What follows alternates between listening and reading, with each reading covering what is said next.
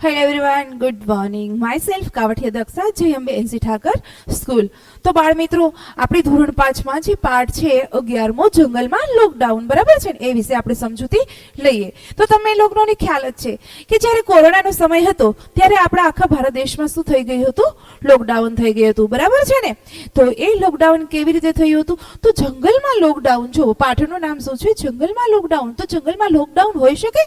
તમે લોકો સમજી શકતા હશો કે જો આપણે લોકડાઉન આવે તો જંગલમાં લોકડાઉન કેવી રીતે આવતું હશે? એ લોકોને તો કઈ ખબર પડતી નથી, બરાબર છે ને. તો આ એક આપણો જે કોરોનાનો જે પાઠ ગયો હતો બેટા વચ્ચેના સમયમાં, એમના વિશે થોડું સમજવા માટે આ પાઠમાં આપણે જંગલમાં લોકડાઉન એટલે કે પ્રાણીઓ વિશે જે વાત થતી હોય એમના વિશે આ પાઠમાં સમજવાનું છે. હકીકતમાં પ્રાણીઓ વાત કરતા નથી, પણ આપણે કેવી રીતે જે કંઈ કારણોસર કોઈ રોગ આવી ગયો છે, કોઈ આવી રીતે સંક્રમિત રોગ થાય છે, ત્યારે આપણે કેટલું ધ્યાન રાખવું જોઈએ એ વિશે આપણે સમજવાનું છે.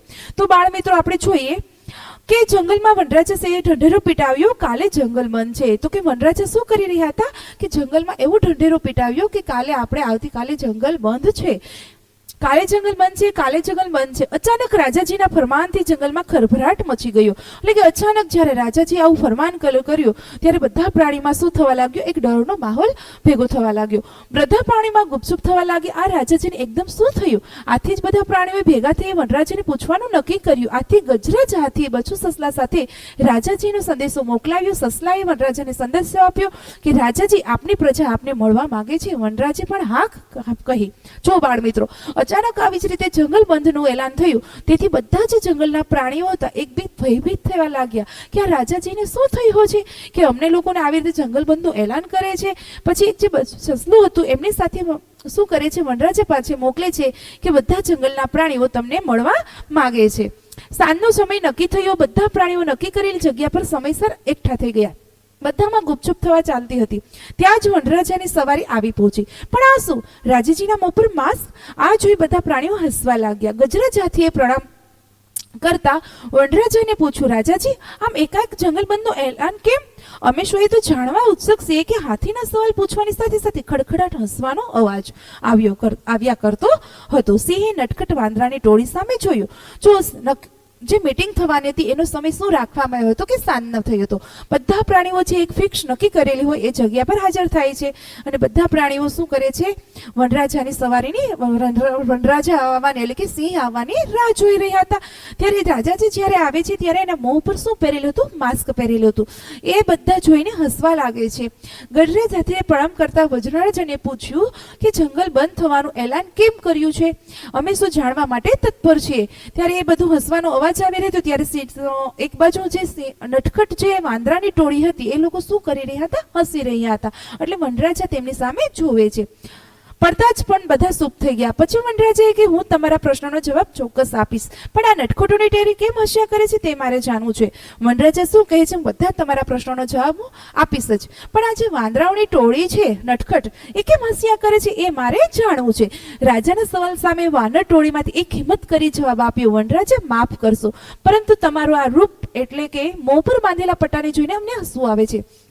રાજાનો જ્યારે એનો સવાલ થયો ત્યારે એક ટોળીમાંથી એક હિંમત કરી અને એવો પ્રશ્ન કર્યો કે તમારું આવું અલગ રૂપ એટલે કે પરંતુ આ રૂપ તમારું જોઈને અમને હસવાનું આવે છે.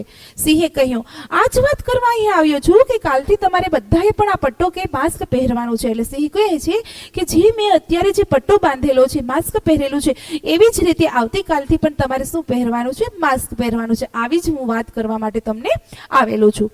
આ વાત સાંભળી દરેક પ્રાણીઓના મોં પર આશ્ચર્યની ચિંતા દેખાવા લાગ્યા. સિંહે આગળ જણાવતા કહ્યું, શહેરમાં બધી જગ્યાએ મોટો રોગચાળો ફાટી નીકળ્યો છે. મારે એક વાનર મિત્ર શહેરમાં રહે છે. તેમણે ગઈકાલે જ મને જણાવ્યું છે કે ત્યાં શહેરમાં એક નવી જાતનો વાયરસ ફેલાઈ રહ્યો છે.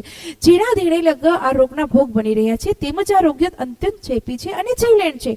કોઈ રોગિષ્ઠ માણસ બીજા સ્વસ્થ માણસના સંપર્કમાં આવે તો તેમને પણ આ રોગ લાગુ પડે છે. આ વાત સાંભળીને દરેક પ્રાણીઓ શું કરે છે? આશ્ચર્ય એટલે કે આમ ઘણી વખત આપણે આશ્ચર્ય થઈ જતા હોય એવી રીતે ચિંતામાં દેખાવા લાગે છે. છે ત્યારે સિંહ રાજા એવું કહે છે કે એક શહેર છે, ત્યાં મારો મિત્ર રહે છે વાનર. એમને મને કાલે મેસેજ આપ્યો કે આ શહેરમાં અનેક પ્રકારના રોગ બની રહ્યા છે, કોરોના એટલે કે રોગિષ્ટ માણસ બની રહ્યા છે. સ્વસ્થ માણસના સંપર્કમાં આવે તો પણ એ લોકો શું થવા લાગે છે, એ રોગ લાગુ પડી શકે છે. અને આ રોગ કેવો છે કે જે જીવલેણ રોગ છે, અંત્યચેપી રોગ છે, જેથી કરીને આપણે આ એલાન કરવું પડેલું છે. સિંહની રોગ વિશેની વાતથી બધા પ્રાણીઓમાં ગભરાટ થવા લાગ્યો. બચ્ચું સસલું તો પોતાની બખોલ તરફ ભાગવા લાગ્યું છે. જુઓ, સિંહ છે એ બધા પ્રાણીઓ વાત સાંભળે છે તો બધા પ્રાણીઓ ગભરાવા લાગે છે, અને પછી બચ્ચું સસલું તો પોતાની બખોલ તરફ શું કરવા લાગે છે, ભાગવા લાગે છે. ગજરાજી પૂછ્યું, નામદાર તમે કયા રોગ વિશે વાત કરી રહ્યા છો? Corona virus. સિંહે જવાબ આપ્યો. આ નામ સાંભળી ચાલક શિયાળ પણ બોલી ઉઠ્યું, હા મેં પણ આવું નામ સાંભળ્યું છે. તેણે આગળ વાત કરતા કહ્યું, તમને ખબર છે આ રોગ આપણા ફેફસાને અસર કરે છે. આપણે પૂરતું ઓક્સિજન લઈ શકતા નથી અને તેના ગંભીર પરિણામ આવી શકે છે. જ્યારે કોરોના વાયરસને જ્યારે સિંહ વાત કરી રહ્યા હતા, જવાબ આપ્યો ત્યારે ચાલક શિયાળ હતું એ શું કહે છે કે આ રોગ વિશે મેં પણ વાત સાંભળેલી છે. તમને ખબર છે કે આ રોગ શું કરે છે કે આપણા ફેફસાને અસર કરે છે, જેના લીધે આપણે શ્વાસોશ્વાસને એટલે કે ઓક્સિજન લેવાની જે ક્રિયા છે એ આપણી હળવી થાય છે. આ બધી વાત સાંભળી રહેલું ભોલું રીસ બોલ્યું, એ બધું તો ઠીક, પણ આ માટે આપણે જંગલ કેમ બંધ રાખવું જોઈએ? એટલે કે આ બધું તો ઠીક, પણ આપણે શા માટે જંગલ બંધ રાખવું જોઈએ?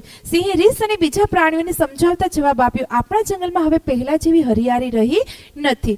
જંગલ વચ્ચેથી મોટા મોટા રસ્તાઓ પણ બની ગયા છે, આથી માણસોની અવરજવર પણ વધી ગઈ છે. વળી સમયાંતરે ઝાડ પર કપાતા રહે છે. આમ આ રીતે તો આપણું જંગલ જોખમાં તો જાય છે જ, પરંતુ જો એનાથી પણ વધારે જો કોઈ સંક્રમિત માણસ જંગલમાં આવે અને આપણામાંનું કોઈ પ્રાણી તેના સંપર્કમાં આવે તો શું થાય છે, ભયંકર કોરોના ફેલાતા વાર નહીં લાગે. અને ચિંતાને કારણે જ મેં કાલે જંગલ બંધનું એલાન કરાવ્યું છે. સિંહ જવાબ સરસ આપે છે કે સમયાંતરે એટલે કે સમય જતા જતા જંગલ છે બેટા શું થવા લાગ્યા છે, નાશ થવા લાગ્યા છે. કોઈ જંગલને કાપી નાખે છે, ઝાડીઓ. ઘણી વખત આપણે લોકો છે એ હવે રસ્તાઓ, જંગલની વચ્ચે પેલા રસ્તાઓ ન હતા, હવે તો એક જગ્યા પર બીજી જગ્યા પર જવા માટે જંગલમાં રસ્તાઓ થવા લાગ્યા છે. જો કોઈ ઇનકેસ કોઈ માણસ છે ત્યાંથી પસાર થતું હોય અને કોઈ પ્રાણી એના સંપર્કમાં આવી જાય તો આપણા જંગલમાં કોરોના ફેલાવાની કોઈ અશક્ય એટલે કે કોરોના ફેલાવી શકે છે. આ ચિંતાને કારણે જ મેં જંગલ બંધનું એલાન કરાયેલું છું. ગજરાજી પૂછ્યું, મહારાજ આ મહામારી આપણામાં કેવી રીતે ફેલાઈ શકે? તો વાનરે પણ પૂછી જ લીધું કે આનો કોઈ ઉપાય તો હશે જ ને. ત્યારે સિંહ એમને જવાબ આપે છે કે આ એક બીજા એટલે કે આ રોગ છે એકબીજાના સંપર્કમાંથી આવવાથી જ થાય છે અને જલ્દીથી ફેલાઈ શકે છે. આથી બિનજરૂરી ભીડ હોય છે ત્યાં આપણે ભીડ કરવી જોઈએ નહીં, તેમજ ભીડભાડવાળી જગ્યાએ જવાનું પણ ટાળવું જોઈએ. જ્યારે આપણે કોરોના હતું ત્યારે આપને પણ ખ્યાલ છે કે પોલીસનો પહેરો સતત રહ્યા કરતો હતો, કે જ્યારે ભીડ થવા લાગે છે ત્યાં એ બધું ઓલે કે ગામ બધું બંધ હતું. ગામડામાં વિસ્તારમાં પણ જોયું કે ગામના લોકો બહાર પણ ન નીકળી શકતા અને શહેરથી લોકો ગામડે જતા તો એને ક્વોરન્ટાઇન કરવામાં આવતા હતા. એટલે કહે છે કે ભીડભાડવાળી જે જગ્યા હોય છે ત્યાં આપણે જવાનું ટાળવું જોઈએ. આ રોગનું જીવાણુ આપણા મોં, આંખ, કાન અને ખાંસી કરીને નાક વડે આપણા શરીરમાં જાય છે. આથી માસ્કનો ઉપયોગ કરવો જોઈએ. આ રોગ છે એના સંક્રમિતો જે છે એ કેવી રીતે આપણા શરીરમાં જાય છે તો કે મોં, આંખ, કાન અને ખાસ કરીને નાક વડે એટલે કે જે શ્વસન ક્રિયા કરીએ છીએ તેના વડે છે આપણા શરીરમાં જાય છે. તેમજ આથી માસ્કનો ઉપયોગ ફરજિયાત કરવો પડે છે. તેમજ વારંવાર સાબુથી હાથ ધોવા 20 સેકન્ડ સુધી ધોતા રહેવું જોઈએ. આ જો કોઈ કારણોસર બહાર જવાનું થાય તો કોઈને મળવાનું થાય તો ઓછામાં ઓછું 6 ફૂટનું અંતર રાખવું જોઈએ. આપણે શું કરવું જોઈએ, કન્ટિન્યુ માસ્ક પહેરવું જોઈએ. અને કોઈ પણ બહારથી આવીએ છીએ, શાકભાજી લઈને આવીએ છીએ, ગમે ત્યારે બહારથી આવીએ તો 20 સેકન્ડ સુધી આપણે હાથની સફાઈ કરવી જોઈએ. અને જો કોઈ પણને અચાનક જો મળવાનું થાય તો કે 6 ફૂટનું અંતર રાખીને આપણે એકબીજાને મળવું જોઈએ. બંને તેટલી આપણી આજુબાજુ સ્વચ્છતા જાળવી. આપણી રોગ પ્રતિકારક શક્તિ વધે તેવો ખોરાક લેવો જોઈએ નહીં. આ કપરા કાળમાં એકબીજાને મદદ કરતા રહેવું જોઈએ, એકબીજાની હિંમત આપવી જોઈએ. બહારથી લાવેલી વસ્તુઓ સેનેટાઈઝર કર્યા વગર ન વાપરવી જોઈએ. આપણે શું કરવું જોઈએ કે આપણી આજુબાજુનું વાતાવરણ છે, જે જગ્યાઓ છે એ બધી એટલે કે સાફ રાખવી જોઈએ. તેથી કરીને ખોરાક છે એ પણ આપણે સાફ કરીને જ ખાવો જોઈએ. અને કોઈ આવા કપરા સમયમાં જો કોઈ વ્યક્તિની મદદ કરવાની થાય તો આપણે પણ મદદ કરવી જોઈએ. અને કોઈ પણ વસ્તુ લાવીએ તો એને સેનેટાઈઝર કર્યા વગર વાપરવી જોઈએ નહીં. આ બધા નિયમોનું પાલન કરીશું તો જ આ મહામારીથી બચી શકાશે. તો કે આ બધા નિયમોનું એટલે પ્રાણસિંહ શું કહે છે, બધા નિયમોનું પાલન જો આપણે કરીએ તો આ મહામારી જે રોગ છે એમનાથી આપણે બચી શકીશું. તો જ તમે છતાં કોઈને કોરોનાનો ચેપ લાગે તેવા દર્દીને અન્ય સંપર્કમાં આવવાનું ટાળવું જોઈએ. જો કોઈ અન્ય વ્યક્તિને એટલે કે કોઈ પણ કોરોના વ્યક્તિ થઈ ગઈ છે, કોરોનાથી પીડાય છે, એ વ્યક્તિએ કોઈ બીજા સંપર્કમાં આવવું જોઈએ નહીં. દર્દીઓ ઘરના કોઈ પણ એક હવા ઉજાસવાળા ઓરડામાં રહેવું જોઈએ. તેમજ ઘરના અન્ય સભ્યોને પણ તેનાથી દૂર રાખવા જોઈએ. એટલે કે દર્દી છે એને એક અન્ય એટલે કે એનો એક્સ્ટ્રા રૂમ આપી દેવો જોઈએ અને એને બીજાના સભ્યો સાથેથી વાત કરવાની દૂર રહેવું જોઈએ. બહાર જતા માસ્ક પહેરવો તેમજ પરત આવતી વખતે ઘસીને હાથ પગ ધોવા એ તો નિયમ જ બનાવી લેવો. એટલે કે ગમે ત્યારે ઘરની બહાર જાવ છો ત્યારે શું કરી લેવું જોઈએ કે હાથ ઘસીને સાફ કરવા જોઈએ. એક આપણો નિયમ બની જવો જોઈએ. જેટલા લોકોની સંપર્કમાં ઓછા આવશો તેટલા ઝડપથી આ રોગની કડી તમે તોડી શકો છો. આજથી આવતીકાલના બંધના એલાનને બધા સાથ આપશે એવી મારી આશા છે. આ રોગથી ડરવાને બદલે સંયમ રાખવાથી તેમજ રોગ પ્રતિકારક રસી લેવાથી બચી શકાય છે. તો કે આ રોગને દૂર કરવા માટે એક સંયમ રાખવો જોઈએ, એકબીજાને ના મળવું જોઈએ, બહાર ઓછું જવું જોઈએ, બહારની વસ્તુ ઓછી લાવવી જોઈએ અને જો લઈને આવો તો એકદમ સેનિટાઈઝર સરસથી સાફ કરીને એમનો ઉપયોગ કરવો જોઈએ છે અને ખાસ કરીને રસી મુકાવવી જોઈએ. સિંહની વાત સાંભળી જંગલમાં બધા પ્રાણીઓએ વનરાજાનું ફરમાન માની લીધું. તેટલું જ નહીં, તેઓએ પણ બધા જ નિયમોનું પાલન કરવાનું પણ વચન આપ્યું. છેલ્લે વનરાજે શિયાળને ઇશારો કરી બધા પ્રાણીઓને માસ્ક આપવા કહ્યું. આમ બધા પ્રાણીઓ માસ્ક પહેરીને પોતપોતાના ઘરે ગયા. જેને જો સિંહે જે કઈ વાત કહી એ બધા પ્રાણીઓ માણવા માટે તૈયાર થયા અને વનરાજા છે બધાને એક એક માસ્ક અપાવે છે અને બધા માસ્ક પહેરીને ઘરે જાય છે. તો બાળ મિત્રો, જો પ્રાણીઓ આવી રીતે પોતાની સંભાળ લઈ શકે, એકબીજાની મદદ કરી શકે તો આપણે તો એક વ્યક્તિ છીએ, બરાબર છે ને? તો આવી જ રીતે ગમે ત્યારે કોઈ રોગ આવી કોરોનાથી ભયંકર એટલે કોરોના જેવો ભયંકર જો રોગ આવે તો બધાએ આપણે નિયમોનું પાલન કરવું જોઈએ. આપણી સોસાયટી, મહોલ્લો આ બધાનું આપણે ધ્યાન રાખવાની ફરજ બને છે, બરાબર ને મિત્રો? તો હવે પછી આપણે નેક્સ્ટ મળીશું, બરાબર છે?